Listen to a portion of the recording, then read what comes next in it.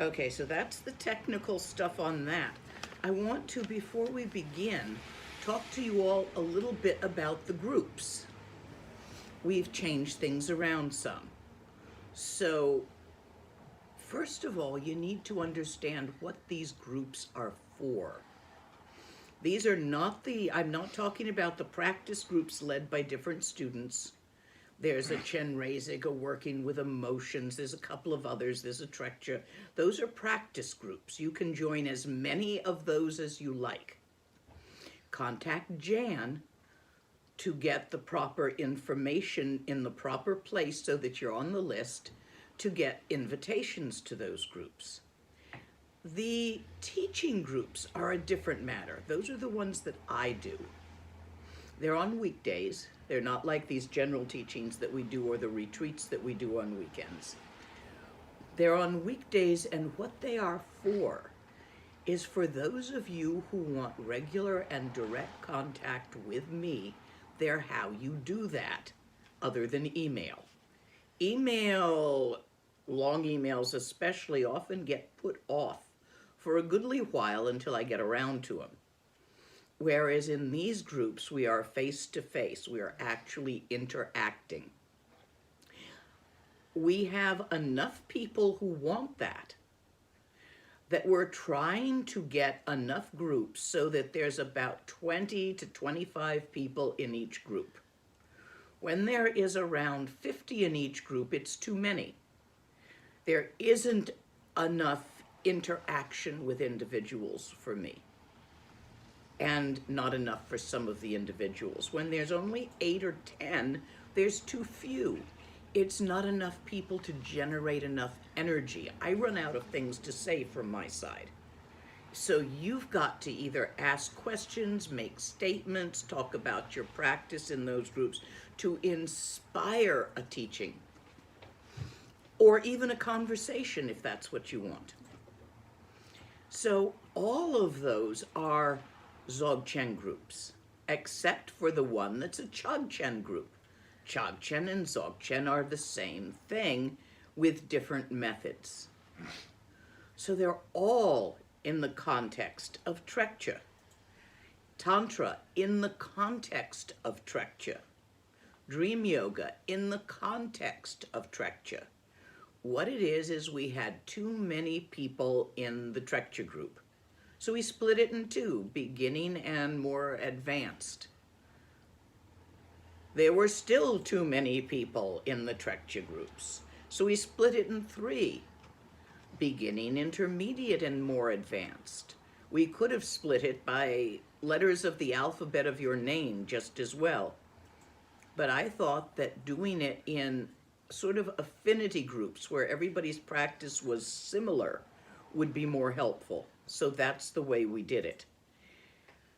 Please sort yourself into small groups. I'm going to request that Jan, in the sign up for groups area, post the number of people in each group. If there's a lot of people in a group, see if there's another group you would like as well. They're all Trekcho. It's not like Trekcho and another, and you only get to sign up for one. By doing that, I get to see each of you who wants me to see them about once a month. What I have found, and what they say in Tibetan Dharma, is the teacher is like a fire. If you get too close and sit in their pocket, you're going to get burned. If you get too far away, you're going to get cold. So this is a way of allowing you to adjust your distance by coming or not coming to these groups. Once a month feels about right to me for most people. 1 group per person, because the reason for the groups is to divide you all into small affinity groups that interact with me on an almost monthly basis. Are there any questions about the groups before we go on? Please type them in chat, beginning with the letter Q, so we know it's a question. Yes, there are plenty of questions, and I need you to open your iPad for me quickly. Just as a Open. Yeah, just as a simple beginning question, someone asked about specific ways to breathe. Is there a specific way to breathe during meditation, and is there a specific eye position? There is. And I'll answer that question while we're waiting. We haven't really started the actual Q&A part. We're still working on practicals. So Questions. You're looking for I'm questions on specifically practicals. looking for questions on groups. Because we've had a lot of confusion. I'm getting way too many emails. Can I please sign up for 2? The answer is no. The reason for the no is I'm trying to divide you into small infinity groups so that I can interact one-on-one with each person every month. Okay, we do have a good question. Yes. I feel arrogant going into any group higher than the beginning Trekcho group, and probably others feel the same. That's an issue of pride. Yeah, how do I know if I should move to intermediate? It depends on what you're working on. If you are working mostly on the cushion, attempting to mature and deepen your view of Tawa, then you're in the beginning group. If you are working mostly off the cushion, attempting to stabilize Tawa, there's a joke in there, working with Gom, second word of Garib Dorji. If you're not familiar with these words, go listen to the 3 words of Garib Dorji again. It's up in several iterations, both by me and by my own root teacher on the website. If you're working mostly with Gom, you're in intermediate group. If you are working to shift from the doing of meditation to the non-doing of non-meditation, also known as SOPA, the spontaneous non-action of action, you're in the advanced group. Please do not allow pride or its flip side, humbleness, to interfere with deciding according to where your practice is at these days. Pride is often experienced as shyness and humbleness. It's still pride. You just have it upside down. So, knowing that, don't succumb to pride, deciding you're not worthy. There's almost, in the Dharma, I see it places, who can be humbler than who else? Shall we compete on who can be humblest? That's not useful. Other questions on the groups? One moment, and I will take a look here.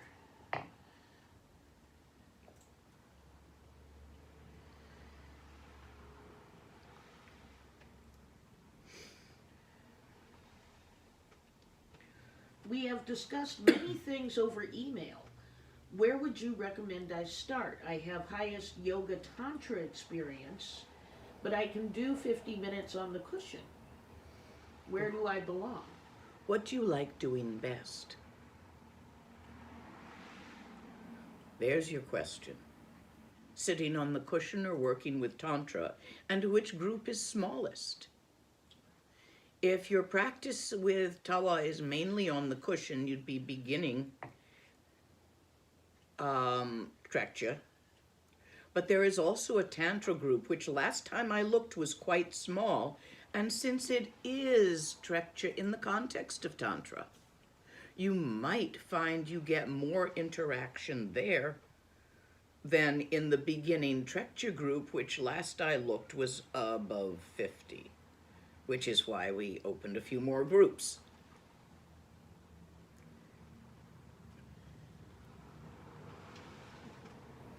You want that opened again? Yeah, I can set it so it doesn't close while we're I would working. appreciate that it didn't close while we're working. Yeah. And you know my code. I Paramedic number all the way through. Okay. So, let's see. Are you still looking for questions on groups at this point? Yes, I am. Can the groups have a natural sense of privacy since we are all open in expressing ourselves? The groups are private. Completely. I do not gossip about what's in groups, and I believe people are sensible enough not to do that. Also, although they are recorded, the recording is only available to someone who was there. If you miss the group, you can't have the recording. This is a legal issue in Europe that we keep to in general because half the time we don't know where you are. So it is private. Even though we record, sometimes I might give a very direct teaching to someone in group and they want a copy of that teaching.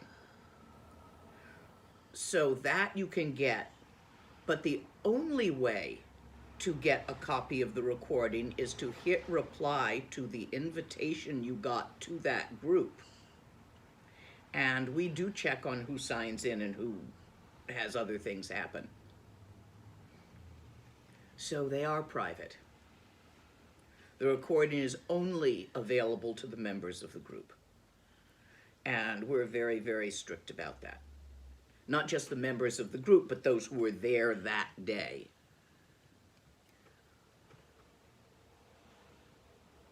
Now, I can't necessarily speak for the student-led groups, but I believe that they are also private within themselves.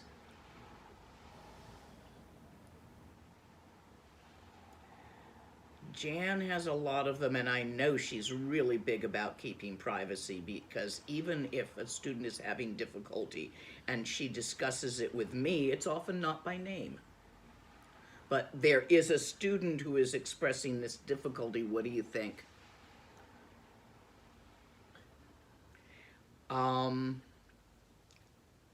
Who else does that? Yeah, I find in case of someone having a real difficulty where the student leading the group, and those students are also lamas. These are people who've been around for a while and are very experienced in their practice, or I wouldn't have them doing that. All of them keep discretion and understand discretion, so I'm pretty sure you're going to have privacy there too. If you have any doubts about it, ask the student or the person who's running your group if it's not me. In me, I guarantee it to you. So I think, could you review for people the process of signing up on your website and the change you talked about, which I don't think we've started yet, about showing how many people are in each That we haven't started yet. Yeah, but I'm going to about talk the to Jan sign-up. about that when we're done with this teaching. You go to the website, and somewhere on the website, and unfortunately all our iPads are busy right now, Yeah, I will try and paste into comments as I can. but you go to the website and there is a page where you can sign up for groups, or you email Jan directly. Jan wrangles lists for me. Email Jan directly and we'll put her Dharma email up Yes. in chat. And say, I want to switch from this group to that group, or I want to join that group. Right now, in the last time I looked and did this, beginning Trekcho was way over full. So if you've got two practices and you're wondering whether to go for beginning Trekcho or another one, you'll get more personal attention in another one. That may change. And anything else on groups? I think people just needed a review of where to go on the site, And I'm not sure of that without it in front of me, so perhaps you could stick that in chat during the course of sign-ups today. are connected with the teaching schedule page. So go to schedule, and then go to sign-ups from there. So any and all group info should be there, or there should be a contact listed for each one showing where you can find out more. Yes. So if that doesn't work, send me an email and I'll shoot it on to the right person. Eventually. The other thing I want to talk about is upcoming retreats. Our list of those interested in retreats had become unwieldy. And also most of the people had done them but weren't taken off the list. So we emptied the lists and you have to sign up again. Retreats will occur. Retreats are things like working with emotions, the different rushens, such as inner body rushen, such as the pointing out, which is done with the inner mind rushen, the speech rushens, all of them. Those all happen as retreats. There's others. They should be listed as retreats. When we hit the proper number of people who want to make a retreat, the retreat happens. None of them have enough people for us to schedule a retreat. There's a few requests for Refuge, but not enough. We need about 20 to 30 people for that to work. There's a few requests for the others, but not enough. We need closer on towards 50 for that to work. So keep signing up as you have interest. That's, again, go to schedule, go to signups, and those are the retreats. They happen over a weekend. When we schedule them, they'll appear on the schedule, and if you signed up, you'll get an email that invites you close to the time. Any questions about retreats? A few of them have prerequisites, such as inner body rushen means you have to have done already working with emotions. That's because one of the side effects of it is your emotions get stronger. And if you don't know how to work with them, you might have a problem. So do we have any questions on retreats? I'm looking now.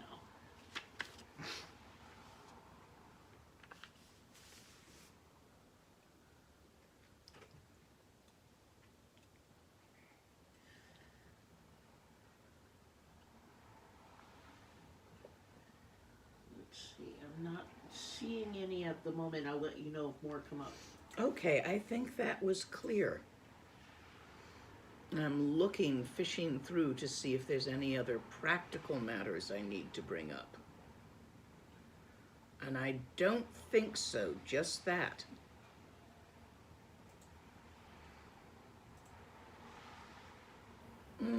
To those of you in the Bay Area, for these open teachings, we're going to be moving in a week or two out to a studio in the backyard, which I've been working on yesterday with the help of Jenya. And when that happens, a few people can come and be live participants who are local to where I'm doing that. You would email me to express an interest in that. Don't text. Not unless it's the day before. Text is for emergencies, time sensitive. If you have my phone number, don't text me if it's not time sensitive. It gets overwhelming. Emails are for that. Okay? Hey, you've got me outnumbered. I don't have a gompa, a big bunch of monks running around doing all my stuff for me. I don't want a big bunch of monks running around doing all my stuff for me and fighting with each other and stuff. So we're mechanizing what we can as tech cooperates. It doesn't always. We're at the very beginning of tech in time. Today's frantic background tech happenings are... Today has a bunch of frantic background tech happenings as we speak, which is why things are a little bit less organized than they might be, and why we've got a very slightly different video going out for YouTube and for Facebook. They wouldn't play well together today. Wow. We don't know. Anyway, let's begin the actual Q&A part, having dealt with practicals. Chuku kundu songbo gombo ye, dorji sampagarab dorji dang, shere singe bardu shinlap de, dedamazan tata tusum chi, zog chen jupe lama la solo deb, ergin bema june la solo deb, dorji chang titilo narodang, marpa mila gompo tsatsapa, na pupadang pal dendrupa, so kargu lama namla solo deb, o chen lama namla solo deb,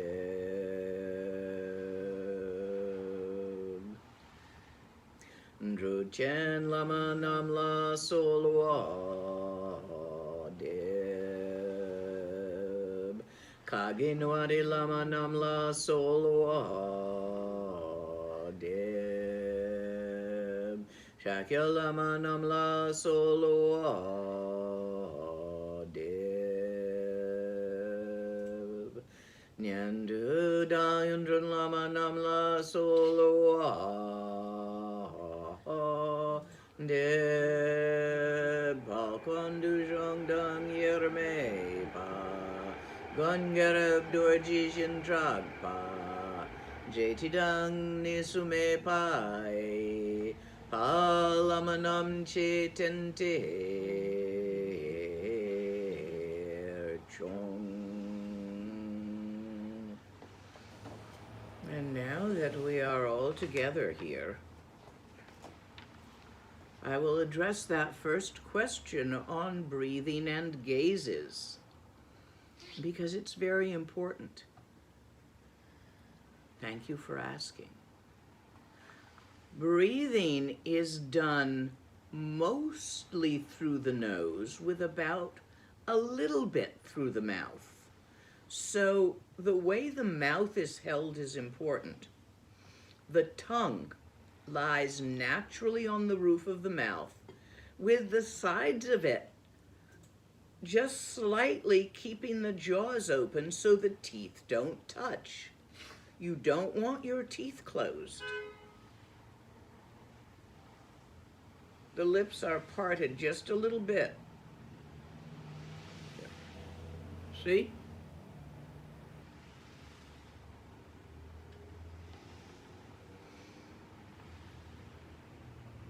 Your glottis is open.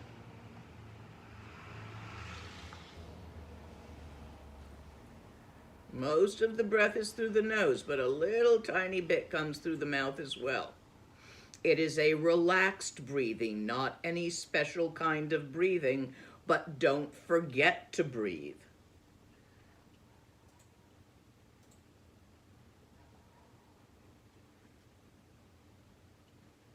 The breaths are slow, but not forced to be slow, naturally relaxed into slowness.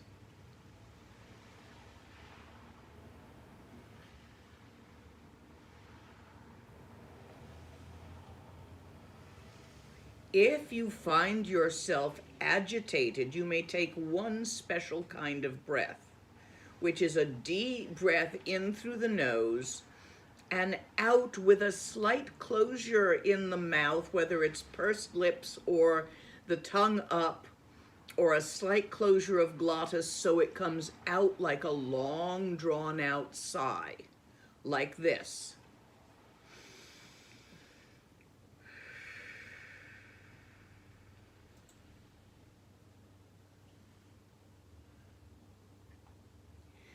That settles the chi in your channels and is to be used when agitated, but not many in a row. Just one should do it. If you're too agitated for that to work, you probably need to do a more active practice, such as a Tantra in that moment because you're not going to settle in easily. The eye gaze is also very important. Now, it varies between individuals, and on individuals, it varies between time of day. How low the point focus would be if you did a natural point focus, which is not what you're doing. Often, it's about an arm span in front of you and on the carpet or on the table. However, you will find after a lot of experience with Trekcho, and on certain days when it's easy to do that it will be higher, almost directly ahead. Both of these are fine. What it isn't is point focused. Point focused is the kind of looking you do when you're reading words. You point focus your sight. In Trekcho, you do not point focus your sight. You intentionally relax that, which relaxes your attention from the middle of your visual field to one which includes equally your peripheral vision and your central vision.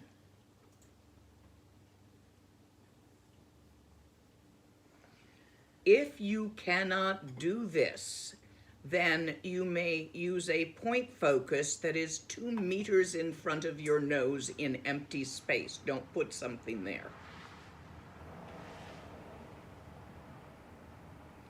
That is the point focus most likely to dissolve itself into open focus. You see, your attention follows the line of your gaze. It follows your eyeballs around. When you look at something, you will find yourself paying attention to the thing you're looking at.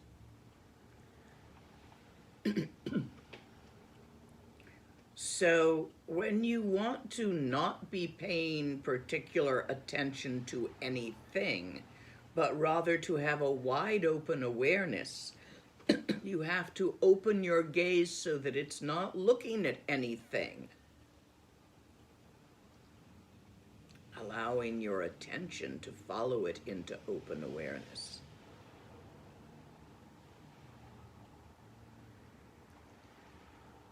More questions on that topic or another one? On the body position specifically? Or on the gazes, the breathing?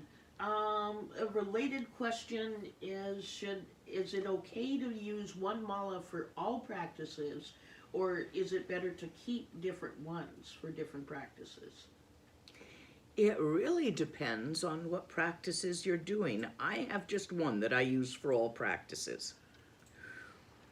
Some people say if you're working on mows and you are developing the ability through mantra work to do a certain kind of mow, you would keep a special mallet for that. Sometimes crystal if it's a Chenrezig one. Whereas one does not usually, most people, unless they are of an extremely phlegmatic disposition, find that using a crystal mala is too energetic most of the time. Crystal holds energy super well. It's the way the crystalline matrix is laid out. The energy holds in that pattern extremely well. So using a crystal mala, they charge real fast. But if your mala is overcharged, it's going to just jangle you rather than soothe you, which many tantras are trying to do.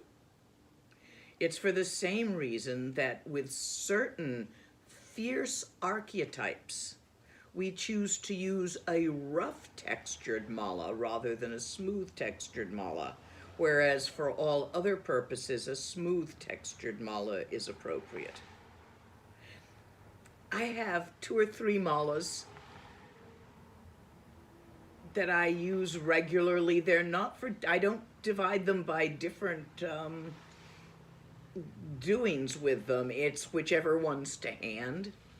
One is a bit smaller and lighter to carry if I'm going out. One is a bit bigger and tends to hang out by the altar. And the other one's a spare for when I can't find either one of those two because they're in a pocket.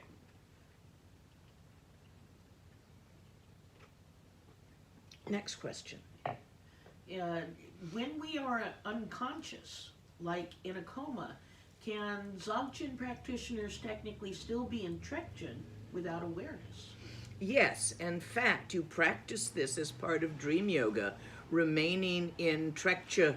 It's not that you are without awareness, it's that you are without physical awareness.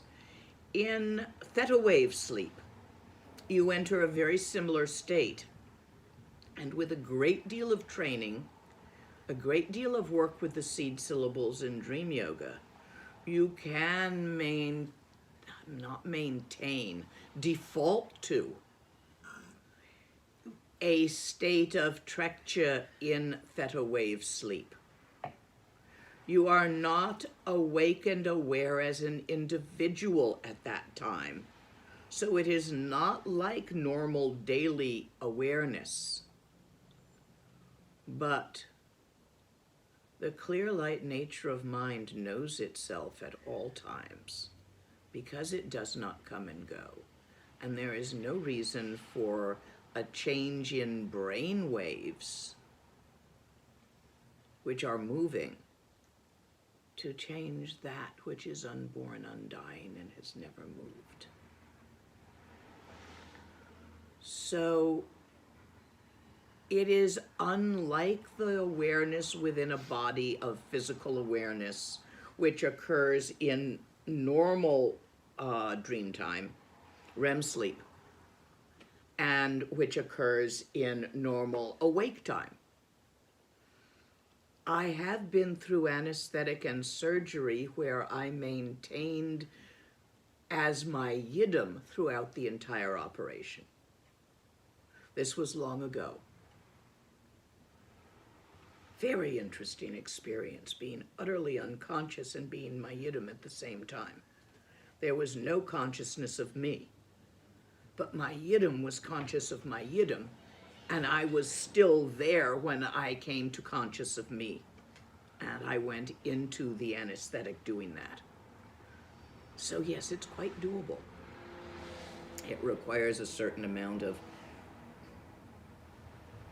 gonzo, serious intent to do that.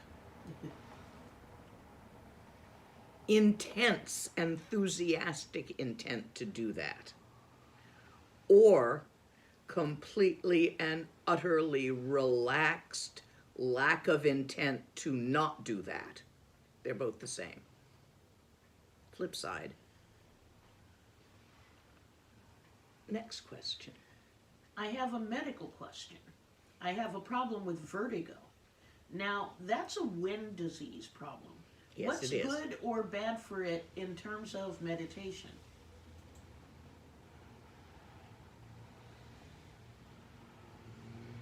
That would have to depend on which channels your winds were whistling in. In terms of diet, that's easy to answer. In terms of medication, that's easy to answer. In terms of meditation, gently it goes. Depending on how severe your wind is, do not do any meditations involving anything on top of your head. You don't want your attention up there. You want your attention, say, if you're going to absorb a deity, an archetype. I hate the word deity, they're not.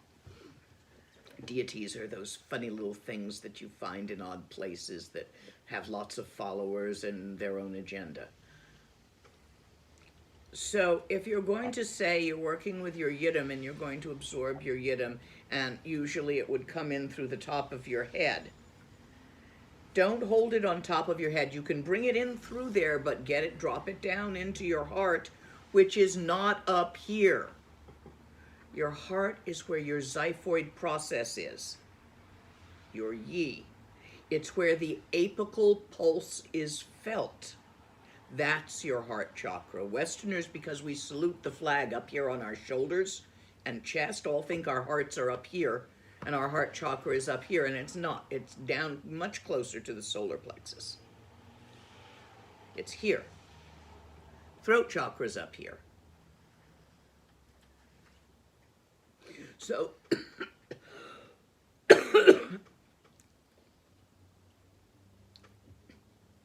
with a bad case of lung, I would keep you to very gentle forms of short tantras, singing manis, not for too long, and in a relaxed way. Resting in Trekcho, not for too long, and in a very relaxed way. Lung is generally caused by practicing in an unrelaxed way. Its antidotes are things that cause relaxation. Good unfiltered beer. It's full of vitamin B. Guinness if you're in Ireland, but it doesn't travel well. Find a local brew. Fried root vegetables, preferably with lots of cheese on them. Please, if you've got case of lung, please don't be vegan. Not at that moment. You can come back to it when your lung is cured. But it's really hard to cure lung on a vegan. So seriously consider, even if you're vegan for moral reasons, that your tantric precepts override your bodhisattva vows. And you must maintain your physical form, which is the house of your yidam, in decent condition. And to do that, for some people at some times, the eatings of meat and dairy products will be necessary for medicinal reasons. Bone soup. For moral reasons, please obtain your meat and your dairy products from a farm where you know that the animals were treated and slaughtered humanely. We all die. Let them have a good life for as long as they might. No factory chickens, if you can possibly avoid it. Mind you, what you are offered by someone when you visit their house is outside of those boundaries. It is polite to accept the offering, especially if it is from a poor person or someone who might be considered by your culture to have less status than yourself. To refuse their offering is wrong, according to bodhisattva vows, and the tantric vows only override it if you're allergic to the substance. Tantric vows override your Vinaya. You cannot refuse dinner with a beggar should a beggar offer you dinner, because you don't eat after noon because you're a nun or a monk. Look deeply into that one. So for practices for lung, minimally and in a most relaxed manner, sometimes manis help. Turning your attention outward. Rejoicing actually will help for lung if you do it right. Rejoicing, yisuyirang, going about, finding beings who are happy and delighting in their happiness. That's all. Don't try to pull on the happiness. Just delight that they're happy. Look at them and say, how nice that that dog is so happy being walked by its person. Cool. It's actually a practice. It may be helpful in cases of lung because it will turn your attention outward. It's usually designed to treat depression. But when lung happens on top of depression, it's often experienced as anxiety. Also, please see a Tibetan or Chinese doctor for that and get the proper medication. And adjust your diet according to their advice. Next. A couple of unrelated questions. First is, what is the source or language origin of the word bilbla? It is slang in eastern Tibet for what happens in baskets of yarn when you're not looking. It literally means a seriously entangled piece of string, but is sometimes applied to other seriously entangled things. That was easy. Next. Okay. And another easy one, we have somebody wondering if you'd be available for a podcast interview about positive change. Yes, contact Jan, who will schedule it. Okay, so I'll send that information over Yeah. to that person. And another question was, what is the difference between the Pure Lands and the God Realms? Oh, big difference.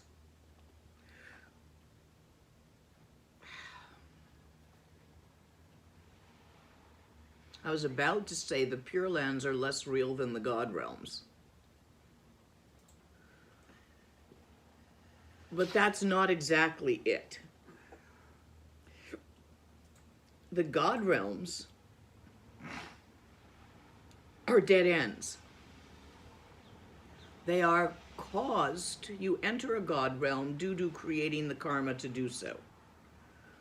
The karma to do so in the God Realms divide into three categories: formless, form, and desire.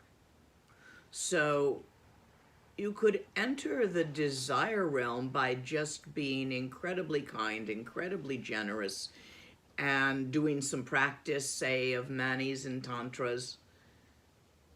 And if you built up enough of a certain kind of gewa without relaxing your self-focusedness, you could land there. The desire gods are the ones that we have stories about.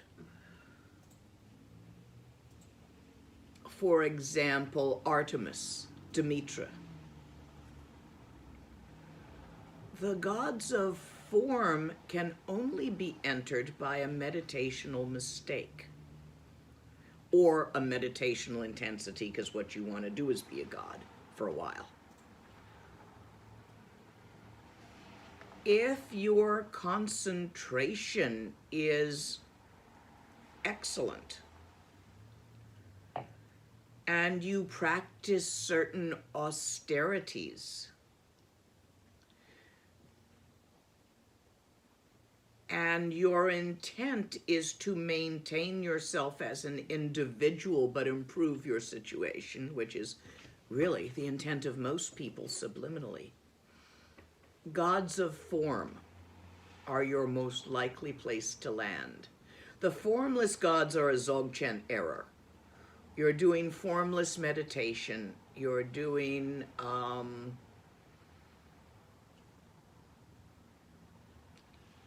trying to do sopa, but you can't let go.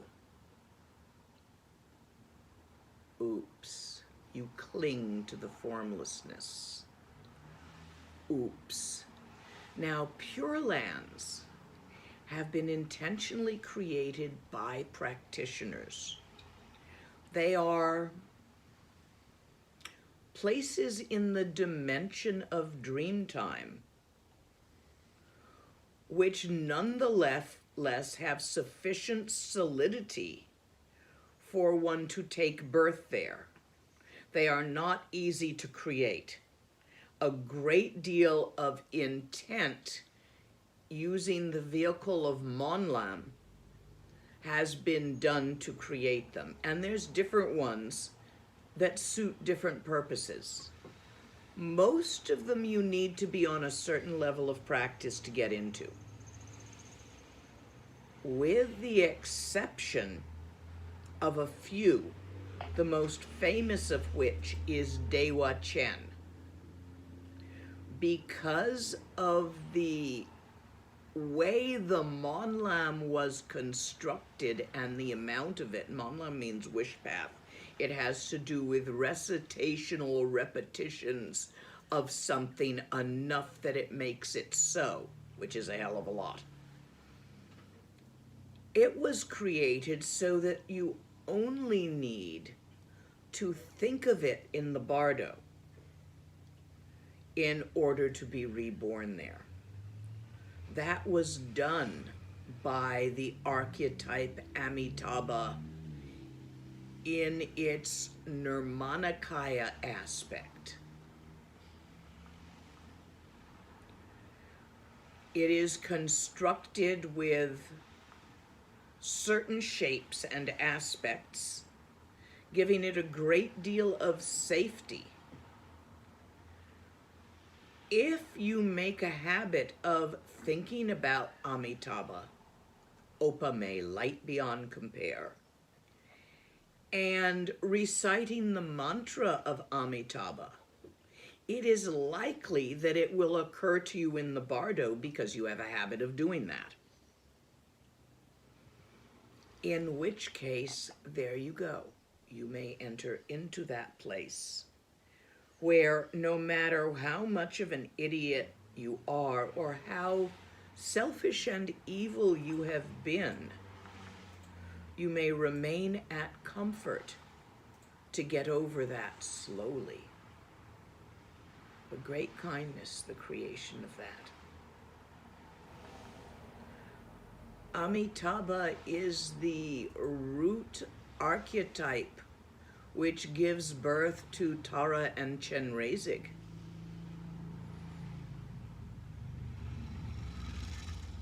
It is the archetype symbolizing the clear, brilliant light of vitality that permeates the universe.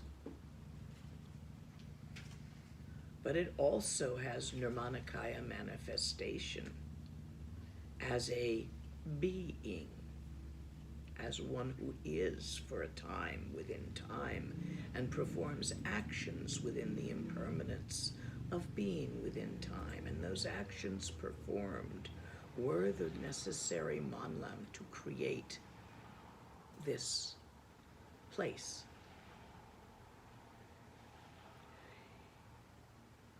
Learning there is not as fast as it is in the human realm because we learn from pain.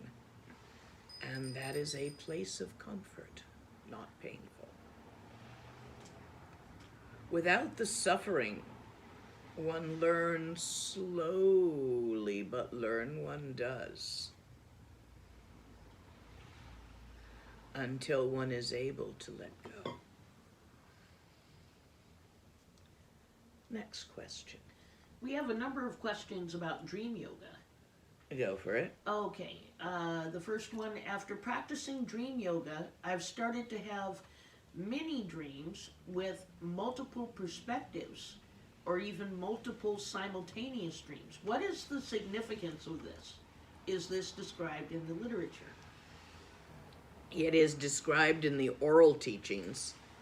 It is a significance of progress. It means you are holding less tightly to your self-focusedness in general and also in the dream time. Keep going, you're doing really good.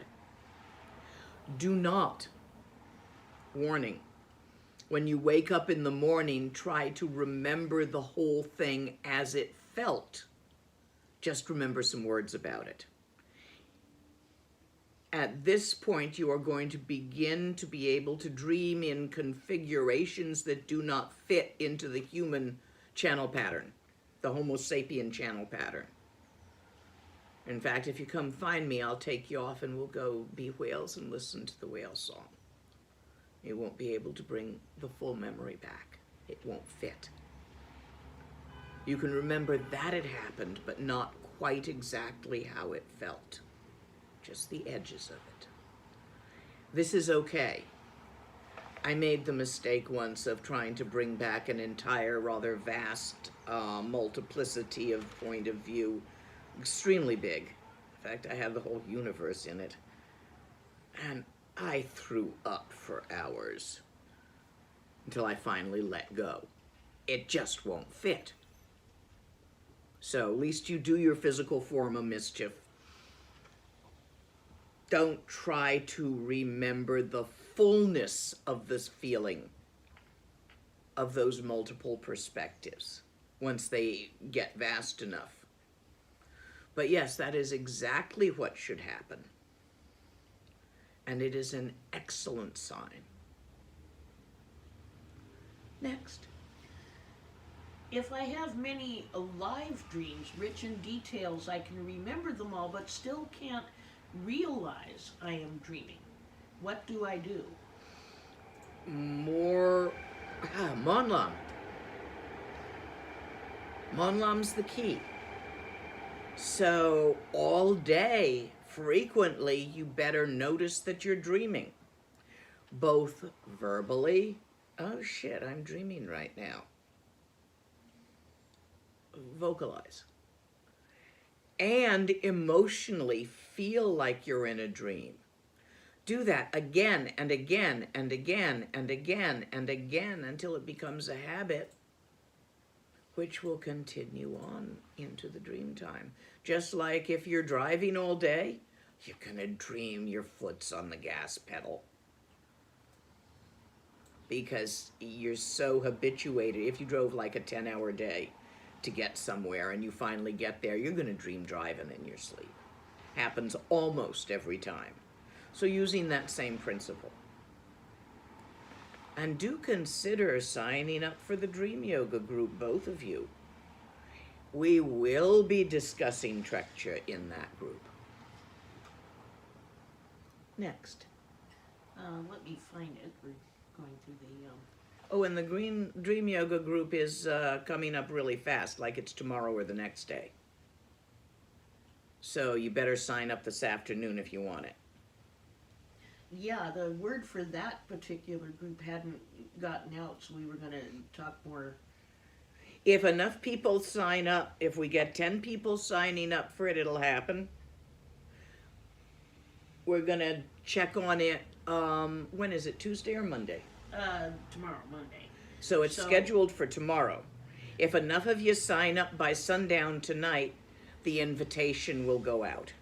Yes. If enough of you don't sign up by sundown tonight, perhaps we will wait until it comes around in the cycle again. But if you're interested, grab that one. I put it up by common request, but didn't get a chance until today to have one of these big things where I talk to you all. And apparently nobody got the word out. Didn't happen. Sometimes it doesn't. I've had 3 dreams in 6 months where I'm telling you, or Lama Lena, you or someone else I'm going to die in the next year. Is this symbolic or not?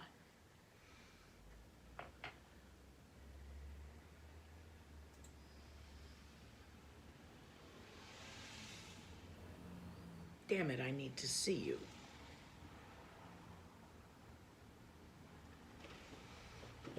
Let's see if I can reach you. Tell me your name. Do you have a name on it or an email? I have Lisa's name on there, but I don't know if it's her or Okay. posting for someone else. Auspicious and symbolic, most likely. 78% chance. I do not see any configuration in the stream at this time that would lead me to think it were literal.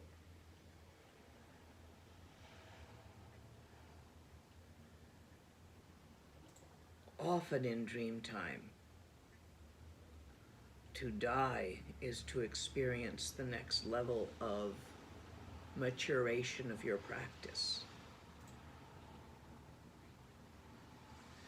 I remember having a dream where I had a machine gun and I was just mowing people down. All the people around me. Of course, I was very upset, and I went to my teacher at the time, Lama Yeshi. It's terrible. And he laughed and laughed and laughed and patted me on the head and said, "That's very auspicious, dear. You're going to be a great teacher someday."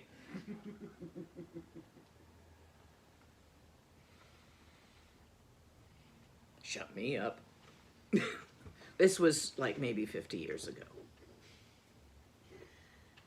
Are there any practices you recommend for people that wish to work in hospice?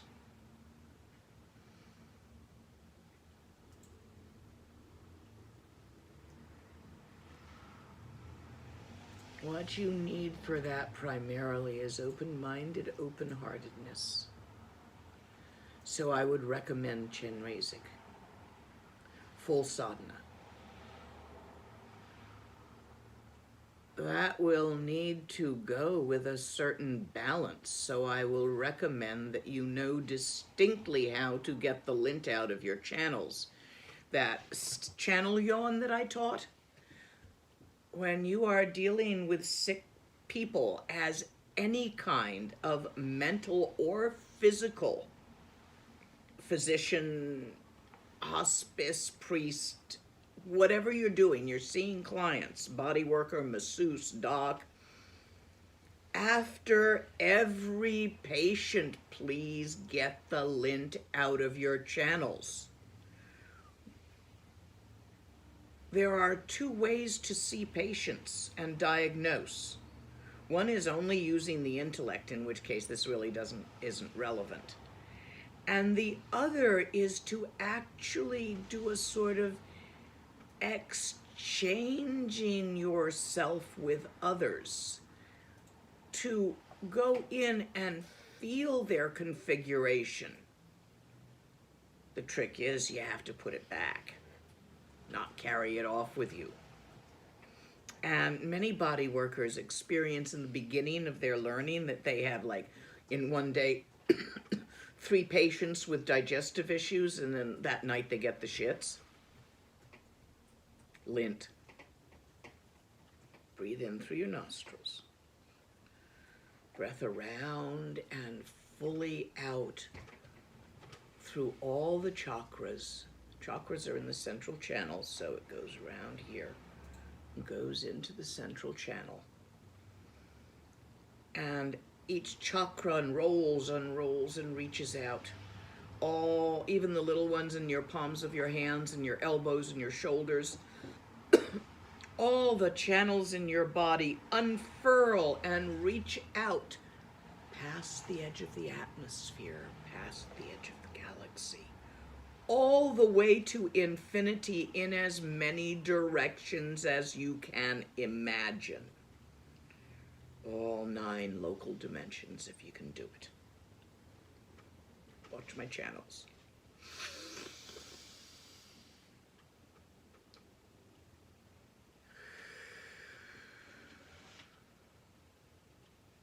Relax on the out-breath.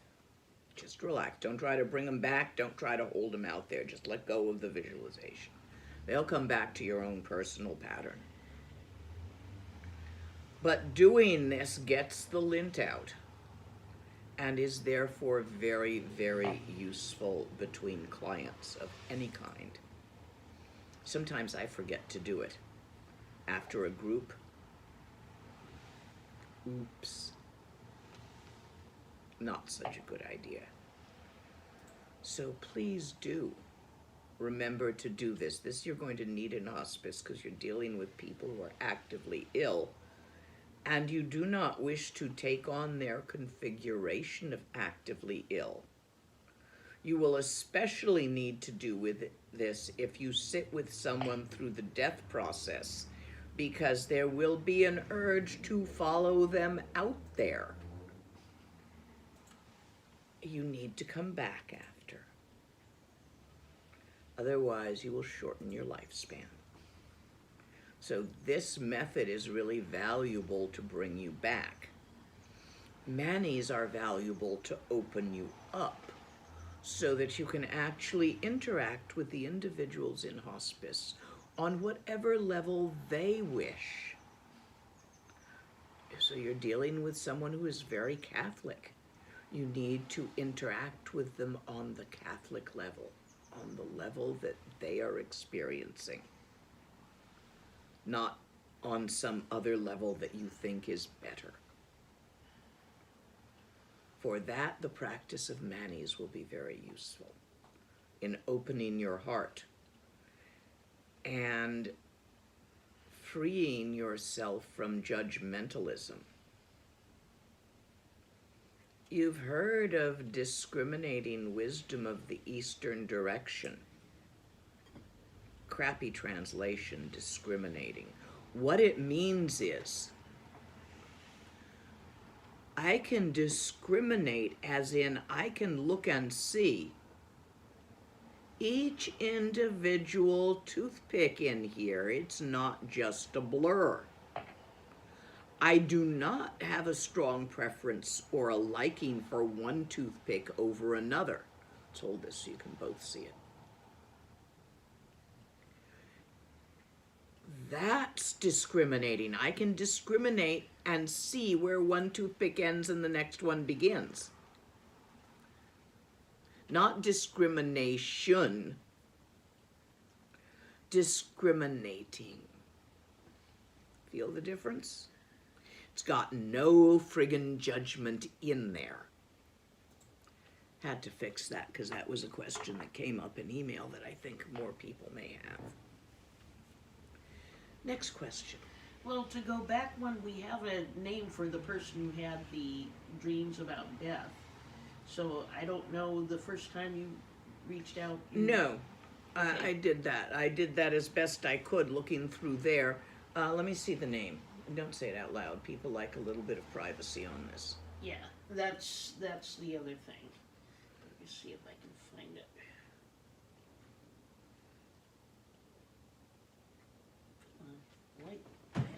It's a little dim on your iPad, but are you able to see it? Yes.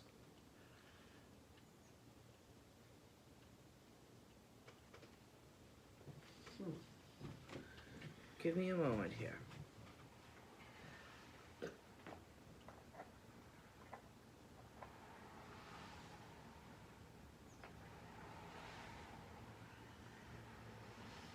There is, for the person who asked me that question about the dream, the likelihood of a trauma, a difficulty arising in the next few years. Not death, but one which they will have to practice through in order to maintain their equilibrium through. So work on your practice, hon. You're going to be needing it. I don't see, again, it as literal, but I do see that there is some kind of experience coming that will be difficult and require your practice to maintain equilibrium through. Can't get any more details. And it might really turn out to be something very small, like an episode of road rage. And you flipping someone off and then later finding out that they were on the way to the hospital and feeling guilty about that. It could be as small as that, but it will impact you strongly, and you will need your practice to work with it. So practice now. Always a good idea. Next question. Related question, do you give any teachings on mirror divination or other forms of Mo?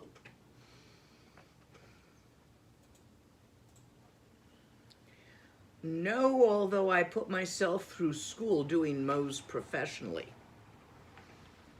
And for 30 years wrote a monthly column in a glossy magazine on palmistry. No, I don't bother to teach that. I don't even really do it much anymore. Mostly because Rinpoche was always quite against it. As part of Dzogchen, you accept the arising as it arises without attempting to predict or manipulate it. So it's a practice issue for me that I don't do that.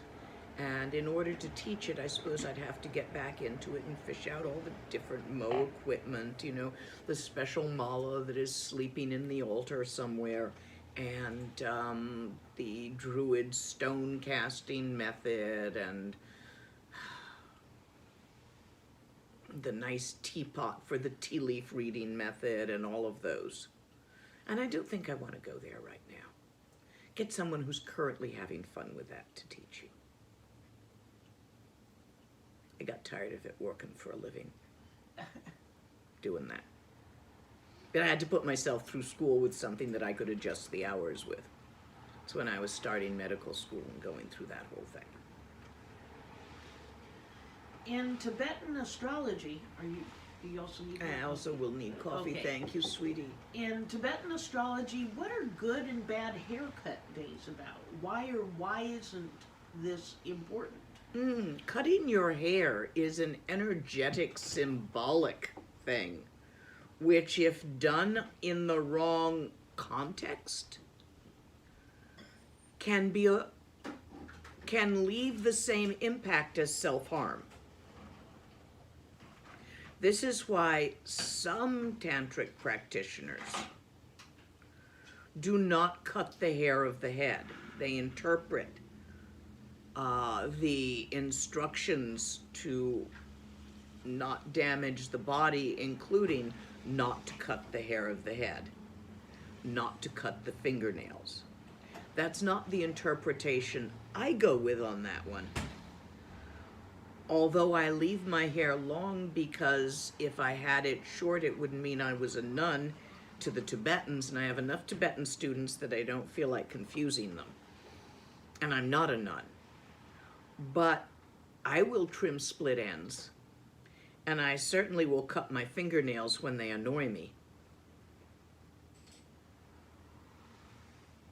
I interpret it as avoid self-harm, and so I care for my hair and nails in a way that maintains their health, which sometimes includes trimming. Now that's how I see it. You will find teachers who see it other ways. However, but since cutting the hair is considered a potential trauma, a big deal, there are days for which it is more appropriate and days for which it isn't, astrologically, which are in harmony. Days for hanging prayer flags, days for not. Good days for funerals, bad days for funerals. It's just like, you know, around here, Mercury retrograde, don't start a new tech project. Wait for a bit. It's one of the reasons we didn't move out to the little Gompa out back that I was working on yesterday today. Tech problems, expected. Don't start a new thing. We'll move out there later.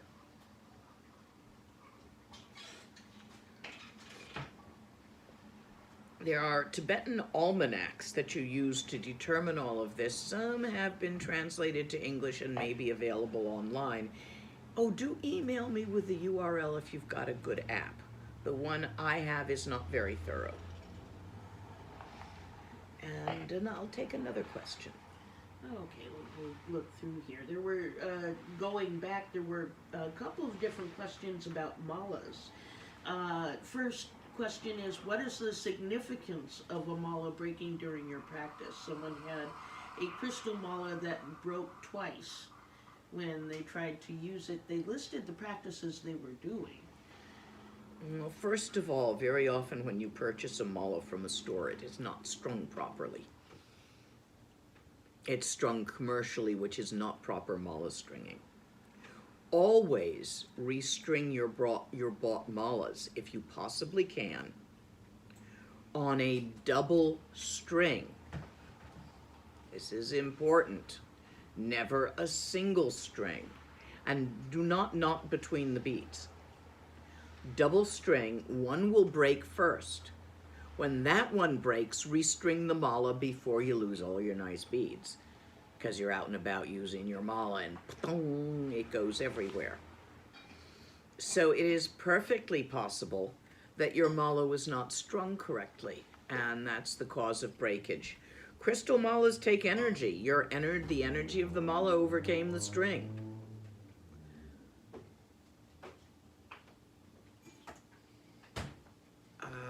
Restring, learn how to restring.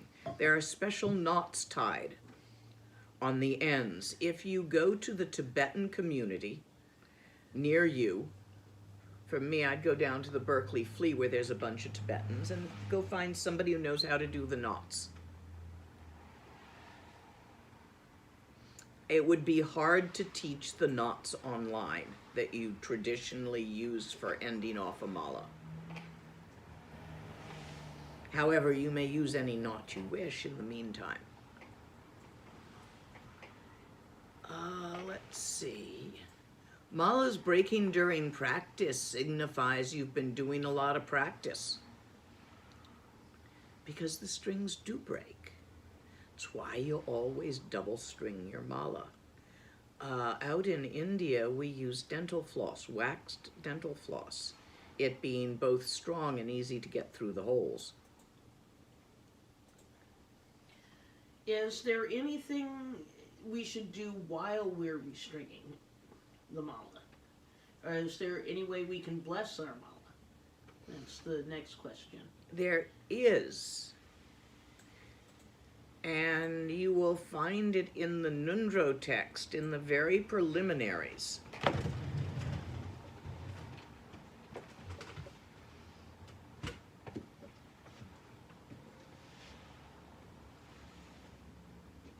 I'll fish that out for you.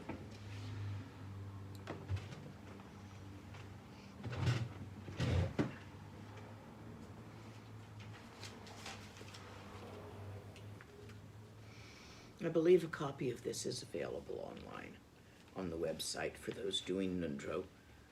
And since Nundro is not a secret practice, it should be pretty easily available. It's my Ninti copy.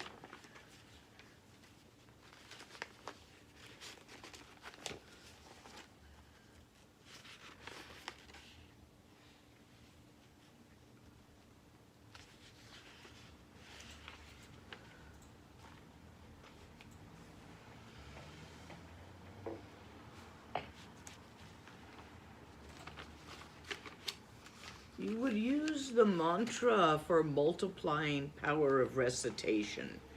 It's on what looks like page 2 of my copy of the slightly modified short version of the Nintik Nundro.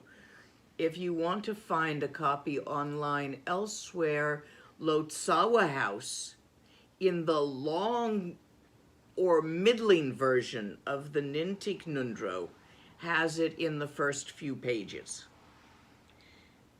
Mantra for multiplying the power of recitation. Om Sambara Sambara Bimara Sara Mahadzamba Hong.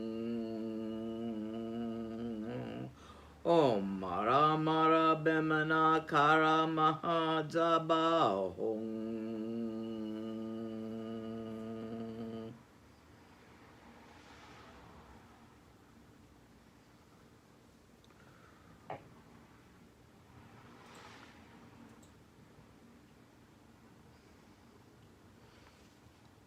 Om Rutse Ramane Prabaradane Soha.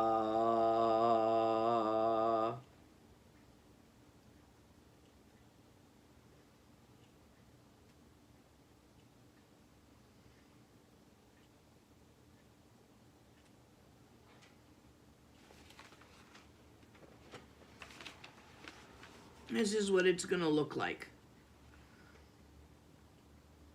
when you find it on Lotsawa House.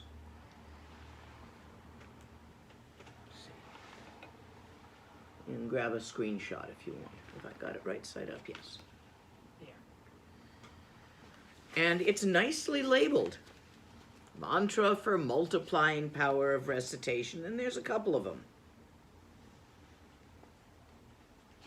So pick one or two of those and do that while restringing. Blow periodically on the work you're doing. Say every 3 or 7 times you say the mantra. Then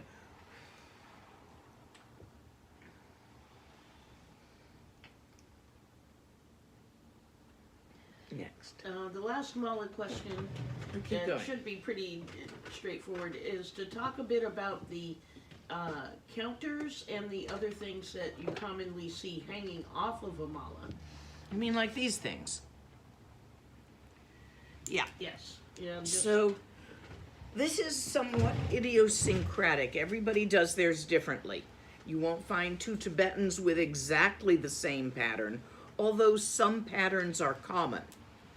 One adds beads in. Commonly coral, bone, and turquoise. At certain numbers. Got one at 9. This, the mid bead here, is 21. This is a mid bead. This is at 54. Half of 108. This little one's at 50. The reason you put them in is sometimes you have a wish to do a certain number of mantras, and you want your mala to count them for you. So let's say I decided to do 21 times the 21 Taras prayer. With each prayer, I would move 1 bead until I came to my coral. Let's say I wanted to do Uma Baraham Kataramam Soha on a mala. I'd go for my 7 bead. That's for blowing on meat. And I'd do 1 with each, instead of counting on my fingers. To 7, and when I hit that, my hand would know it, and then I'd blow on my meat. Why you have counters is when you are amassing a certain number. For example, if you had decided to do 100,000 in the extraordinary nundro of, say, Vajra Sattva, you want to keep track. So you decide you've got, these 2 are never the same. You never have all counters the same. They're always different. This one's Dorji, this one's Bell. That adds to the tantric precepts, and always have your Dorji and Bell with you, which can be taken inner or outer.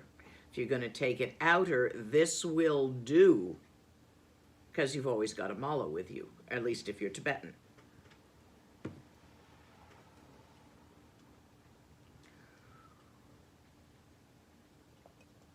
So you decide who's first, and with each mala round, you move a single counter up.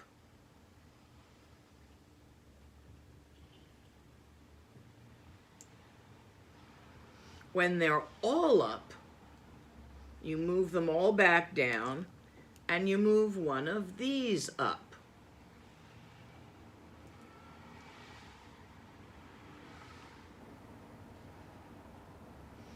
I'm not moving it all the way because I'm keeping my place.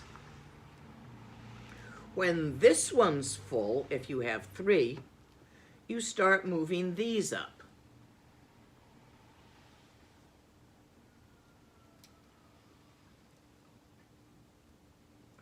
So each one of these beads is 100.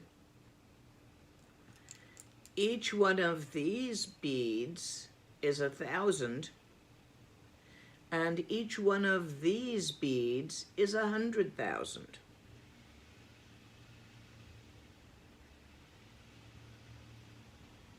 No, I'm sorry, 10,000.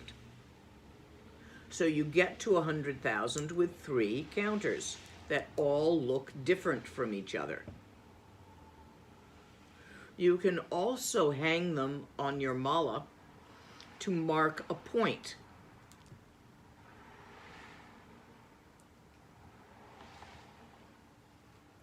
This one's at 10.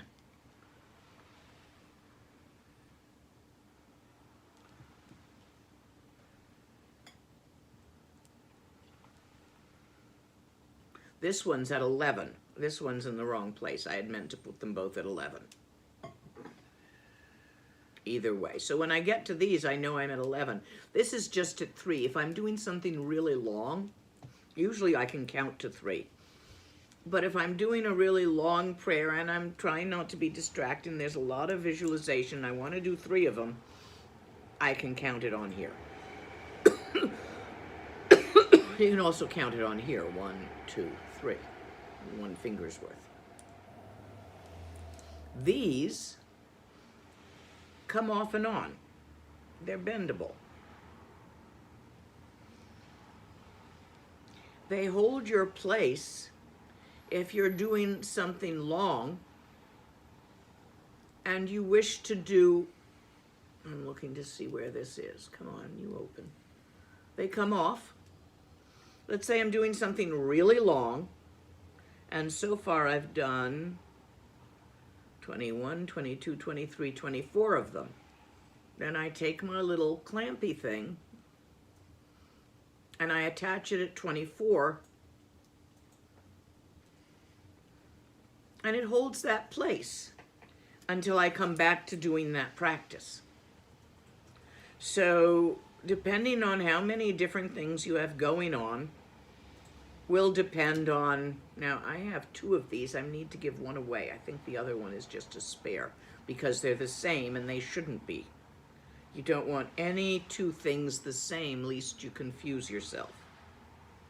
Except for, say, your 21 beads, which I like to have symmetrical. Most Tibetans do. Was that enough of an explanation? Of all the little dingly-dangly things that traditionally we hang off a mantra, a mala, and why we would hang certain things in certain places. And you set it up for the practices you tend to do. Since this, I have sort of had a setup starting 50 years ago and have simply added things as I've added practices in my life without taking away the others. It has gotten rather a lot of dinglies and danglies on it by now. But I'm not a minimalist, as you can see from the house, the little bit of the house that shows behind me. I say Terra mantras in my mind during the day when I see suffering. Is this effective, or should I say it out loud? It would be more effective if you said it out loud, or at least sub-vocalized. You don't have to say it out loud loud. Will do.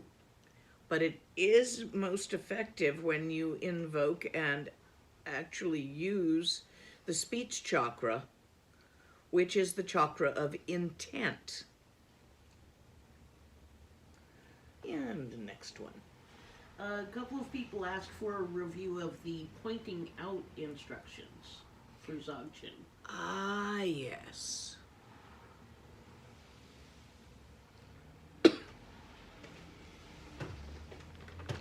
First, align your channels. It really don't work so well with your channels out of alignment. It goes skewy.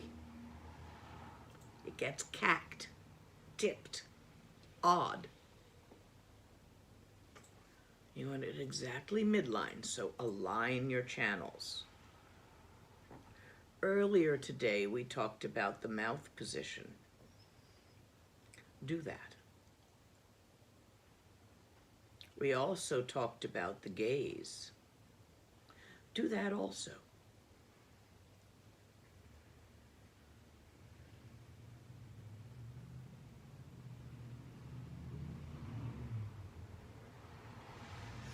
You will notice that you are thinking. We all are.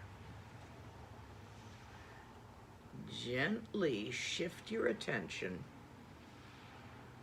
from what you are thinking to where your thoughts are occurring. From what to where. Hint, it's not a place. All places have the aspect of being here but not there, or there but not here. This place is neither here nor there. Therefore, it cannot be called a place. Nonetheless, mind looking. Not you, personality, Joseph, looking at infinite open ground of mind, but infinite open ground of mind looking at itself. You are that.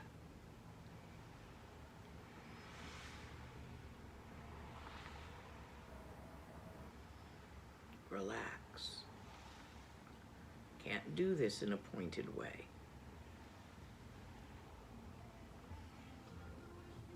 The thoughts come and go,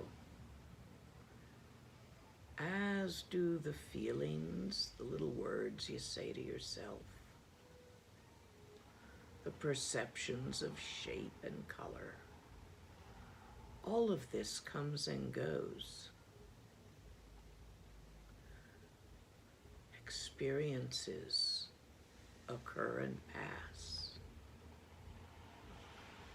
It is the experiencer, not the personality, not the definition of the experiencer, but rather the very awareness that is aware of experience and non-experience.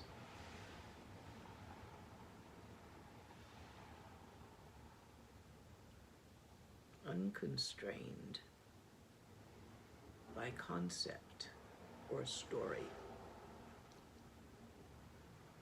Allow the thoughts, feelings, and perceptions to arise and vanish as they will, which they do, whether you want them to or not.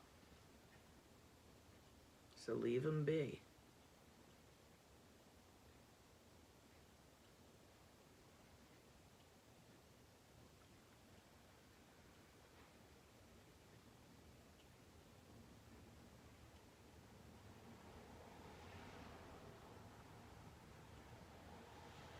If you notice tension in your body, relax that also.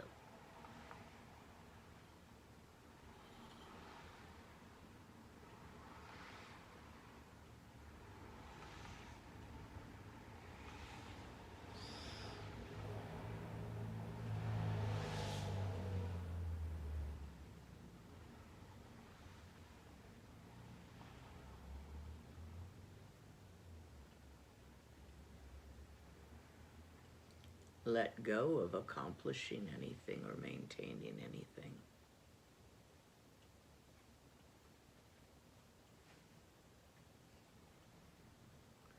Relax past trying.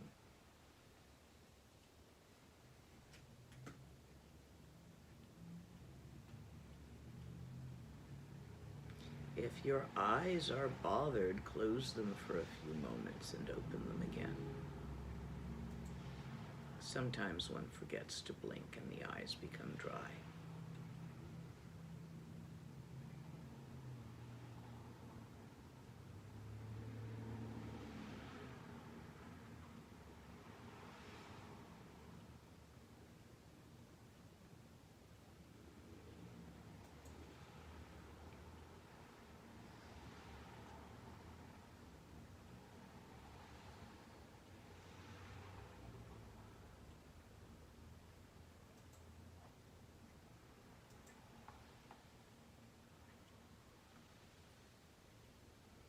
Whatever is thought, it's only a thought.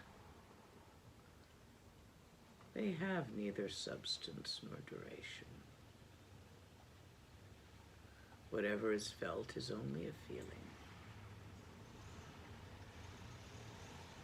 Coming and going, passing through. Whatever is perceived, the same. And the experience itself made up of the clump of thoughts, feelings, and perceptions. That itself comes and goes. But the perceiver, the seer, the awareness itself, which is aware of the coming and going. Open the focus from noting the coming and going to noting the infinite, vast spaciousness in which it comes and goes.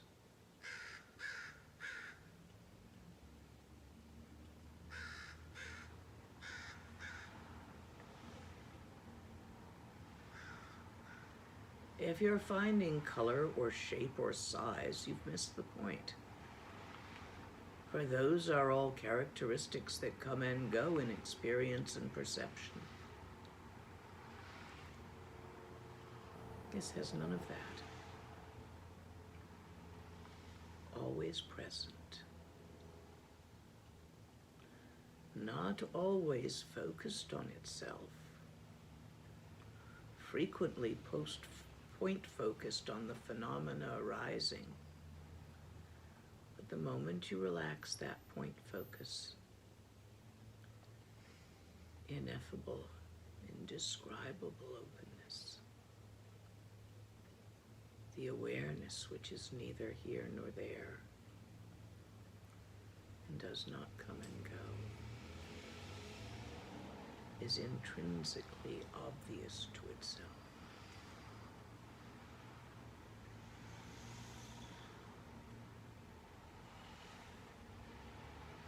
And the thoughts, feelings, all the arisings, do notice that they are transparent. You don't have to make them go away. Look right through them. They've never had substance or duration. They cannot obscure unless you focus on them.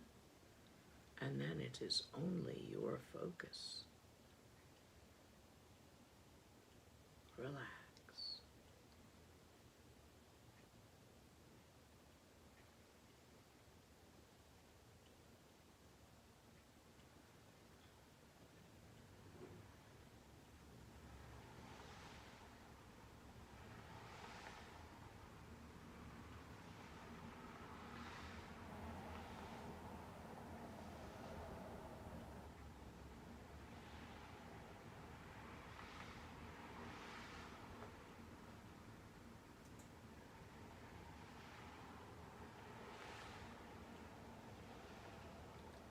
Was that what you meant?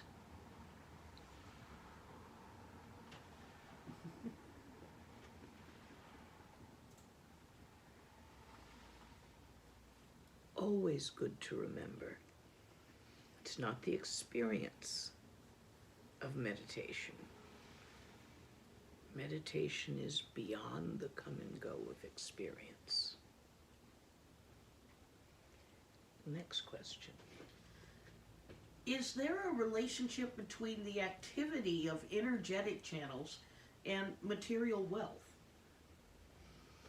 Oh, yes, there's a relationship between everything, but I'm not sure what you're getting at there. So, more words, please, and we'll readdress this. Yeah, we've had a couple of questions about, I guess, the relationship between, say, your practice and acquiring money or material possessions through a specific practice. You can. There are things that'll do that. You really want more stuff? Do you want yarn? No. Well, let's hope they do. Let's hope they do. God, and the amount of effort I go through to get rid of stuff. Why on earth do you want more? You need to dust it and wash it and sweep it and paint it and scrub it. Really? You can work with certain archetypes like Jambala for the purpose of wealth, if there is a project you wish a certain amount of funds for. You can become the wish-fulfilling jewel, which manifests whatever is needed for whoever is in the vicinity in need by practicing the first paramita most effectively. You can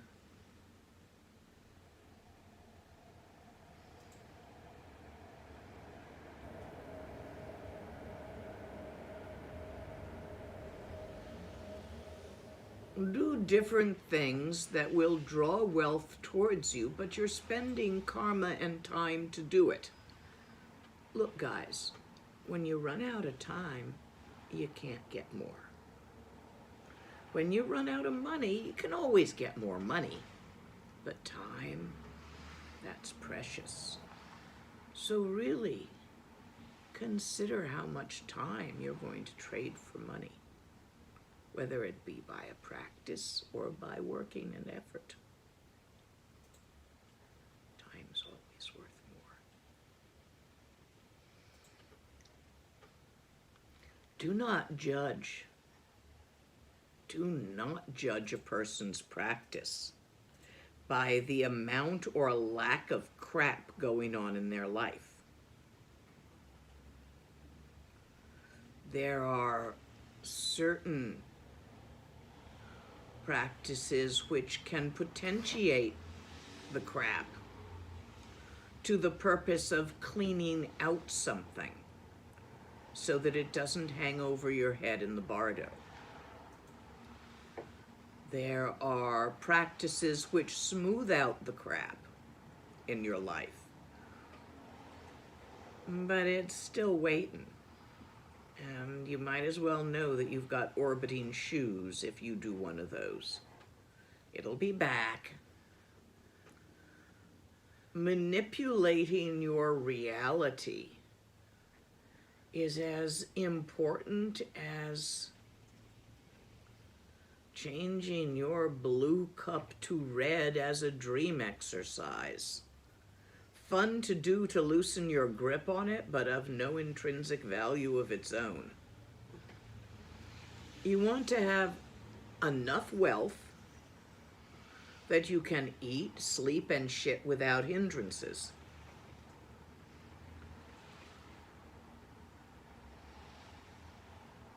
But if you get too much, you'll end up with possessions and you'll spend all your time playing with your toys and get no practice done.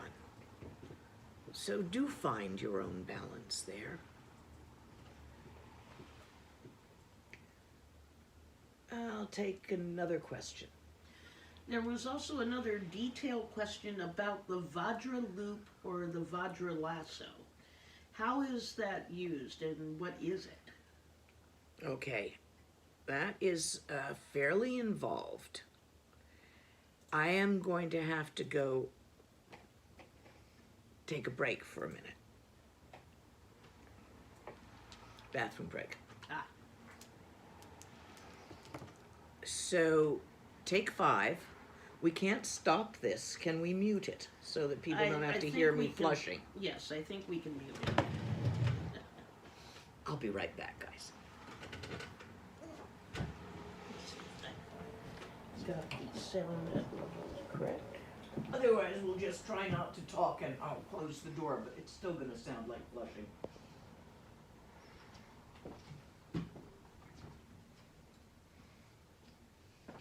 It's not.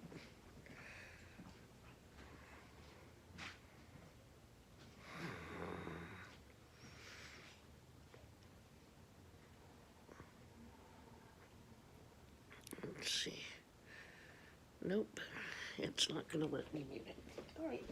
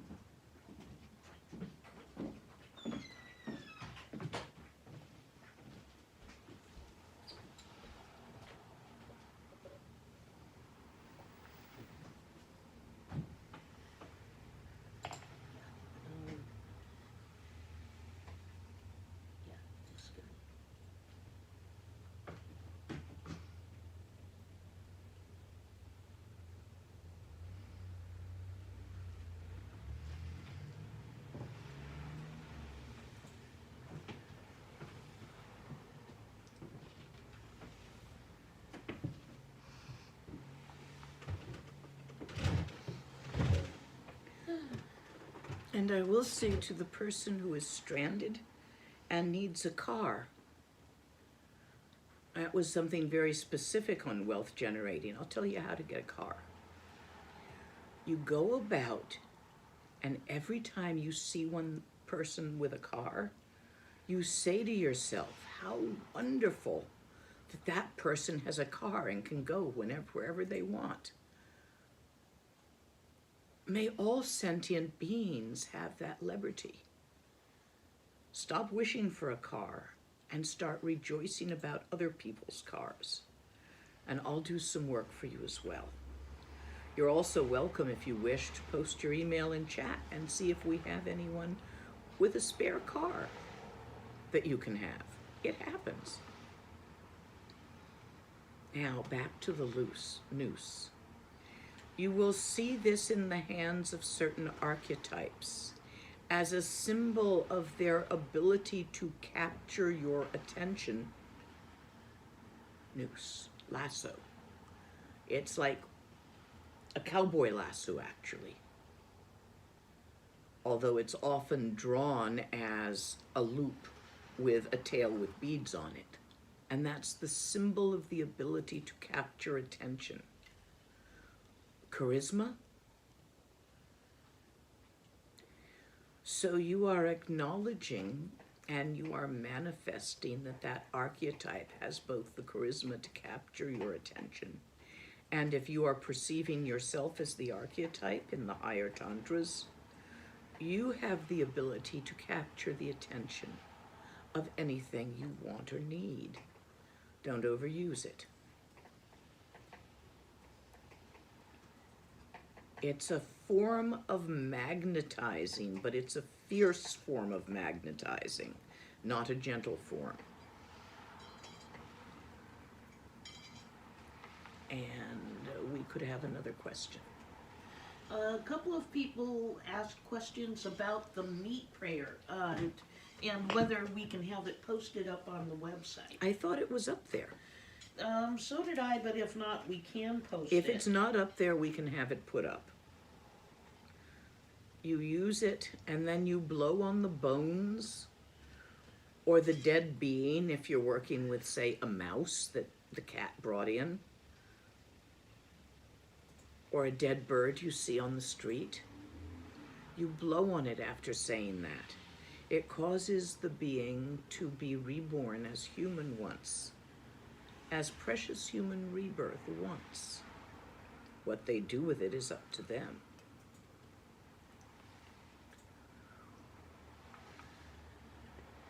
It is a kindness if you will eat someone to offer them that opportunity, since you can. And continue with the grab bag questions. These are really good. That's what this is for. Okay. A couple of people asked questions about the in-person retreats that you're thinking of arranging, and can you speak a bit more about those? Where they're likely to happen, when is kind of dependent on COVID, but if you can... It may be that one will happen in Canada. It's dependent on COVID. I'm going to do one up in Wyoming. Is it Wyoming or Montana? But you need to be serving a life term in the penitentiary there to get into that one. I'm just going to go up and see the guys in prison. What else is planned? Next summer, we're planning outer body Rushen for those who are ready for it.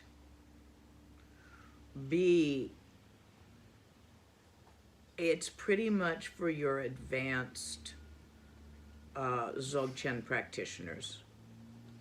We're talking about one in the Seattle area, but we'll see if we manage to have it happen. And that's about what's planned so far. There may be others next summer around Europe, since I'm going to be over there to do the outer body Rushen, which is a long practice, minimum 11 days, sometimes 21 days, and quite active. but it really is for transitioning from the doing of meditation and practice to the not doing of spontaneous arising. And unless you are ready for that point, you will not be able to accomplish it and will just waste your time. I may do some in-person teachings here in the Bay Area simply because I'm here and most people are vaccinated, but all the in-person teachings require that you be fully vaccinated to attend. Or I may make some exceptions if you can bring me a note from a physician, your physician, why explaining very clearly due to what pre-existing condition vaccination is unsafe for you. It's a lot easier to get the vaccine than to get such a note out of a doctor. And it's got to be a Western doctor, not your chiropractor, because they're the ones that deal with vaccines,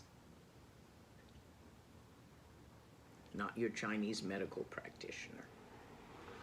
So for any in-person retreat, please do get vaccinated at your earliest opportunity.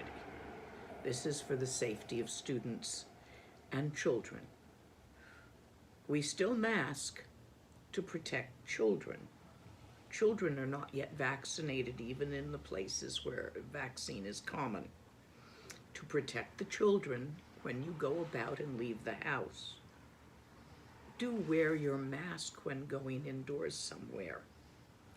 And I put mine on outside when there are kids around to protect the children.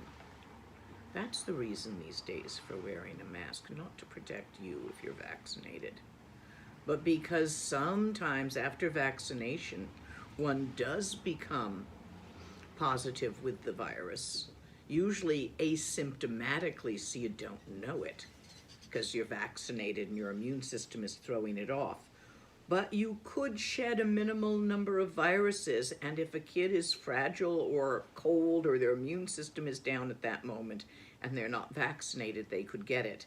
And some of the kids are dying of it. Not the commonest, but it does happen. So please do continue to wear a mask among children or when indoors somewhere, because you don't know who's a mama.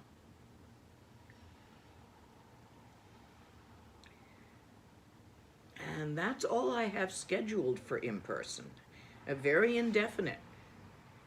Not all of Europe or Canada is vaccinated. Most of the Bay Area is.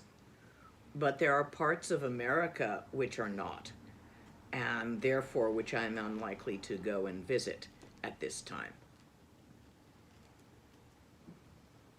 And what else have we got?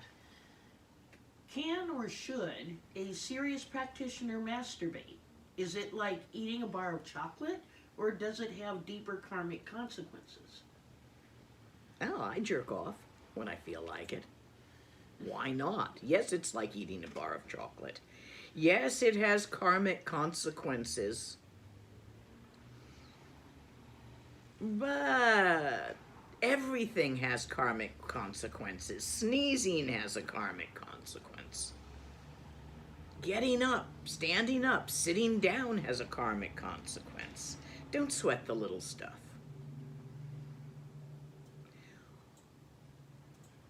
As in all sexuality, it is better to vary slightly how you do it, to avoid creating certain karmas which have to do with orifices. For example, an overuse of cunnilingus or blowjobs might cause rebirth in the preta realm because mouth is associated with preta. An overuse of missionary position might cause rebirth in the animal realm because generally the stimulation of penile and vagina without Tantra may lead to that rebirth. The same may be said for overuse or one specific thing, always done sexually. So do vary your repertoire a little bit, whether you're jerking off or with a partner. All of it has karma. Everything you do leaves karma. This is why shifting from doing to not doing, although a very advanced practice and quite difficult because you can't do it, is so vitally important.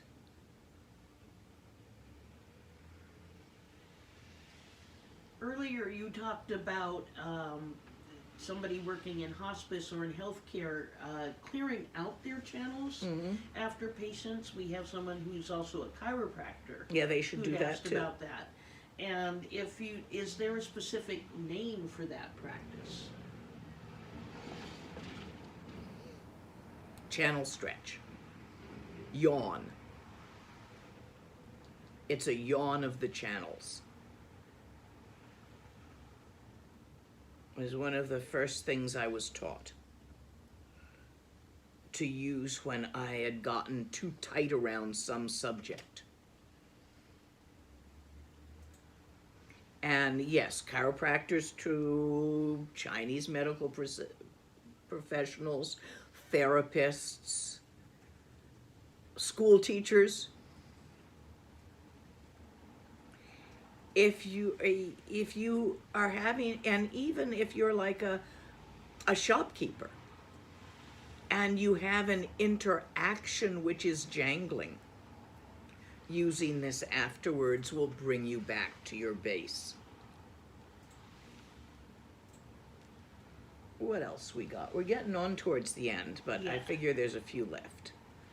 Since I did take that break, I'm not as desperate to get offline. Since we were talking earlier about generating wealth through practice, somebody else asked about, say, finding a spouse or a life partner or love interest through practice. Earlier you talked about the, what was it, observing happiness and wishing it outward. Does that also work for somebody looking for a relationship?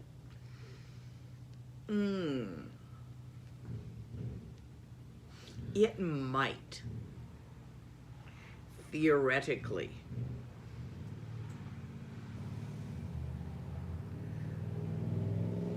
What we are looking at is the basic karmic phenomena that anything grabbed for will appear to the grabber to be running away. And anything shoved will appear to the shover to be pushing back. So, seeking something, trying to get that, tends to give the sensation of that thing avoiding you. Trying to avoid that tends to give that sensation of being pursued by that. So you want to come at this a bit gently.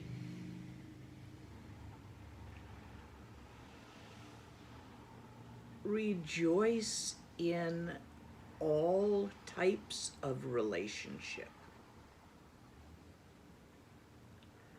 Not just lovers, friendships, even those very specific friendships that just play poker with each other once a month and have nothing else they do together or even discuss or have in common. It's still a relationship. So if you can rejoice in the relationships existing in both your life and in others' lives as you perceive them, that would help you in relationships. The other thing that'll help with that, specifically in relationships, is Chenrezig practice. It will get you to the place where there is no loneliness. And when a relationship becomes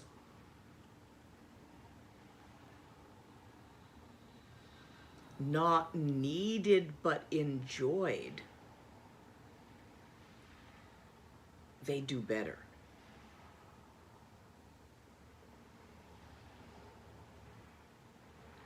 Next.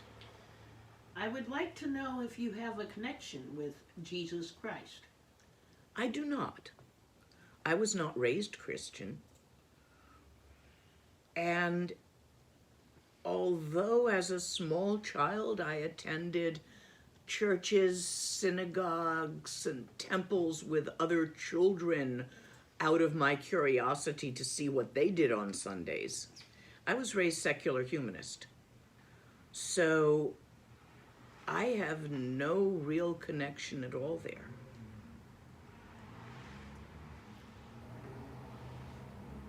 Oh, well, past lives, I'm sure. But nothing particularly strong manifesting in this life. Is it advisable for an initial Trekcho practitioner to begin to have contact with Milam? Milam means dream. So what are you talking about? To begin to have contact with dream? To do dream yoga? Yes. But if you're using Milam for something else, I don't know the context you're meaning, and you'll have to rephrase that. Next. How is the COVID situation in Sopema? Bad. Next. If you're sponsoring anyone out there, please do not. This is not a good time to stop. There is need. I've been sending extra out to shopkeepers and things because everything's in lockdown. There aren't enough vaccines in India. And they have their own Trump. Currently, unfortunately. So it may not have been handled as well as it might have been all through. But one can say that of so many countries, including this one. Next. I had it in front of me. Give me a moment. A couple of questions about, I guess, maintaining a certain attitude throughout life and practice. Every waking moment appears as like a dream, no real object, place, or time, but I feel dull, forgetful, and careless. How can I balance this out? And someone else spoke about the energy of their practice shifting to autopilot, like they weren't quite connected with it. Okay, so both of you are missing the Sambhogakaya. I highly recommend you do some Chenrezig sadhana to reopen your attention into that aspect of natural mind. Sambhogakaya symbolizes the innate, awake, aware vitality of it all. You need to not miss it. Since as a Westerner you may not have been raised with images which draw your attention to the Sambhogakaya, such as tankas and statues and stupas, all over the place, continuously bringing your attention subliminally to notice Sambhogakaya nature of mind. This may not have happened to you while growing up, in which case it is easy to misfocus, missing that incredible vitality which is inherent in open awareness. So the best way to draw your attention to that is through a tantric sadhana. One of the most direct tantric sadhanas is the Chenrezig one. Works directly with heart chakra. It is the heart chakra which notices that. So if you, both of you who have expressed similar problems about not having enough vitality in your practice, it's gone by rote or it's dull and forgetful, More Sambhogakaya, add in the Chenrezig sadhana, full sadhana, with the light, with the rays of light, with the visualization of the heart chakra as a lotus bud blooming. Next. What exactly has the practice brought into your life? Are you pursuing enlightenment, or are you more focused on teaching? I fail to see that there is a difference between the two. What you must understand is I've been stone crazy prior to finding the Dharma, and probably for the first 20 years of practice. I mean, seriously, homicidal maniac stone crazy. When I was 17, I used to dress up as a secretary. I wasn't, but I had clothes that looked like that, except for decent shoes. And with concealed weapons all over me. And I'd go trawling for muggers in Central Park at 2 a.m., figuring if anybody attacked me, I could legally kill them because I could claim self-defense. And I really liked killing people. Like I said, stone crazy. Yes, I pursue, no. I trust and take refuge in enlightenment. Since I and you are not as separate as it appears on the surface, there is no my enlightenment other than your enlightenment. We're all in this together. Therefore, teaching is part of my refuge in enlightenment. The enlightenment of all life, beyond time and space, is. Kuntu Zangmo, are. And all of this, which appears and vanishes, is not other than that. So it's not neither or. Next. What is the most effective practice to pacify climate change? Recycling. Dropping your carbon footprint.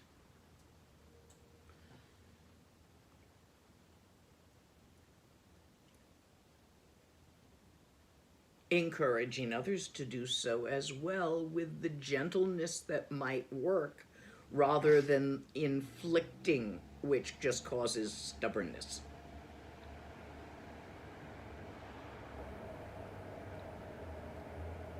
If you meant, that is on the Nirmanakaya level. On the Sambhogakaya level, I would say the practice of the 21 Taras, in specific practice Tara of the acacia forest, who is herself an emanation of Mother Nature, queen of the Mamos. She has to one side of her Ekazati and to the other Oselchenma as her protectors. Practice-wise, the 21 Taras, especially the green one, Tara of the acacia forest, nature spirit, Mother Nature herself, the great mother ocean of Dharmakaya,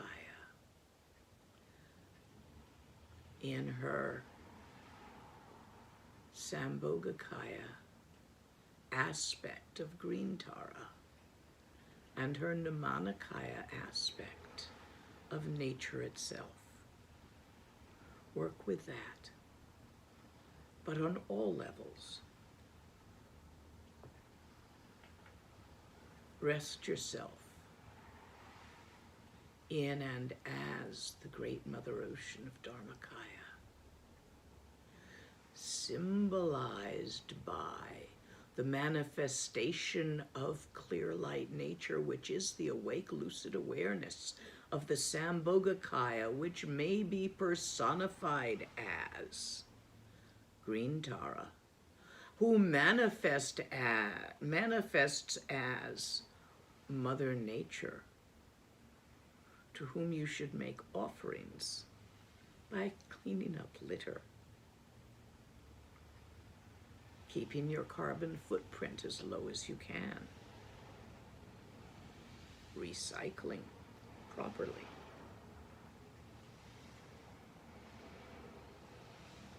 Next. What is a swift, strong practice to purify an overaccumulation of traumatic emotional experiences?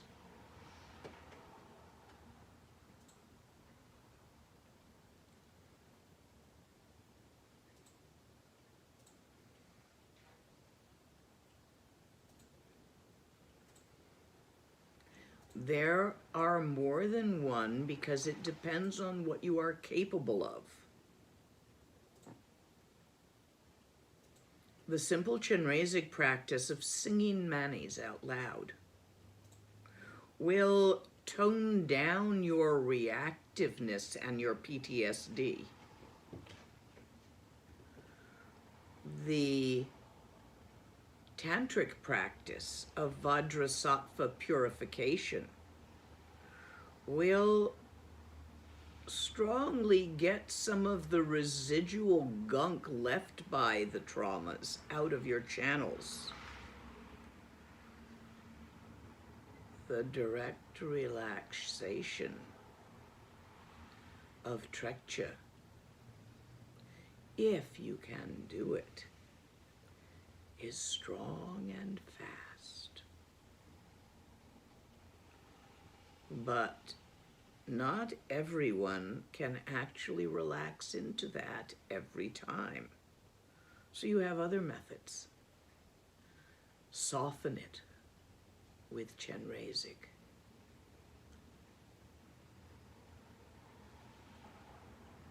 Clear it with Vajra sattva.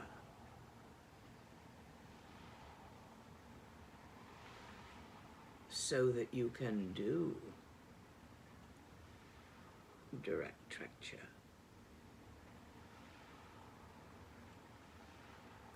And you might try some EMDR too.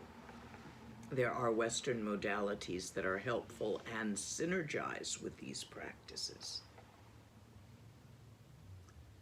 Next, if we have one. Will song pacify or refresh the energy of a place like a house that has been exposed to constant angry arguments? Absolutely. Also smudge the whole house. Do a proper song ceremony outdoors or on the terrace, the porch, the fire escape, but within the house also smudge and clear.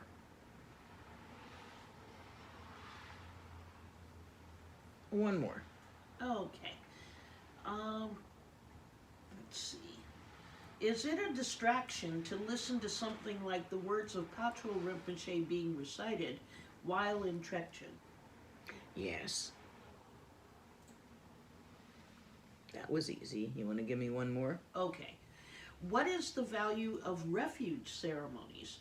Can one not feel they take refuge in the 3 jewels every day without swearing it in front of an audience?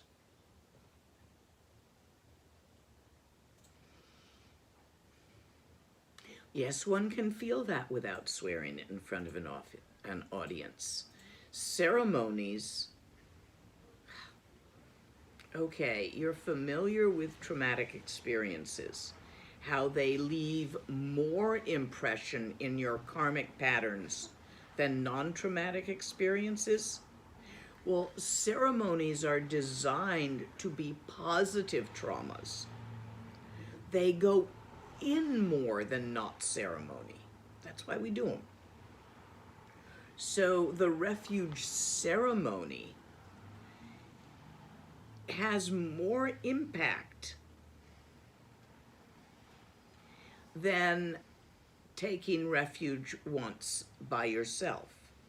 However, if you are doing it every day anyway, you may not feel the need of such a ceremony, which is fine also.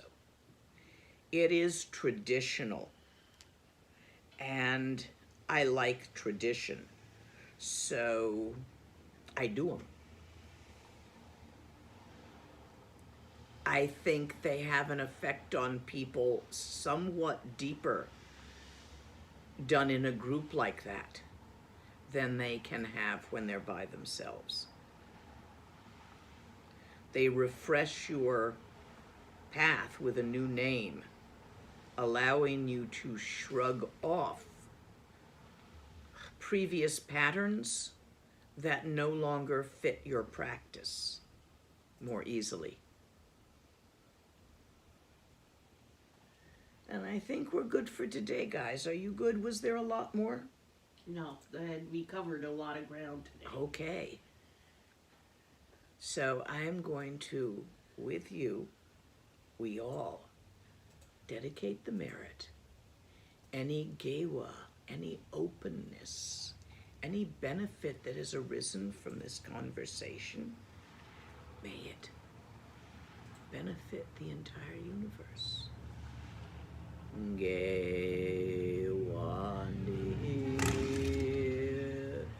Nyur Duda Che Che Sala Go Pashu. May all beings be happy. May all beings be free of suffering.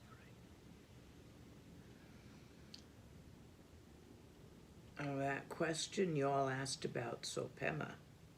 If any of you are interested in sponsoring someone there, and it is a time of hardship now, please send me an email and we'll talk further about how it's done. I want to remind you all to sign up for any retreats you want, even if you may have done so some time back. You may not still be on the list, just go ahead and sign yourself up again. I also want to invite you, if you are interested, and you only get to choose one group, but if you want that group to be working with Dream Yoga, please sign up before sundown today. Remember, the reason only one group is simply to break you into manageable bites for me, so that I can actually interact on a personal level, at least over Zoom, with all those people who feel they have a need for that. So it's going to be, each group will meet about once a month, more or less. And as such, we will interact.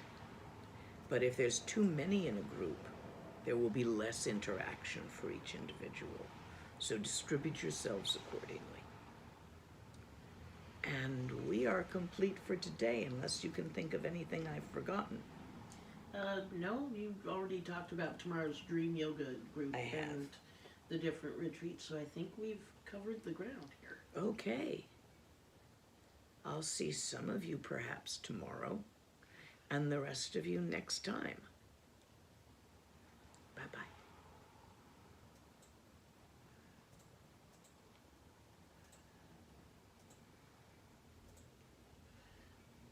You should be offline.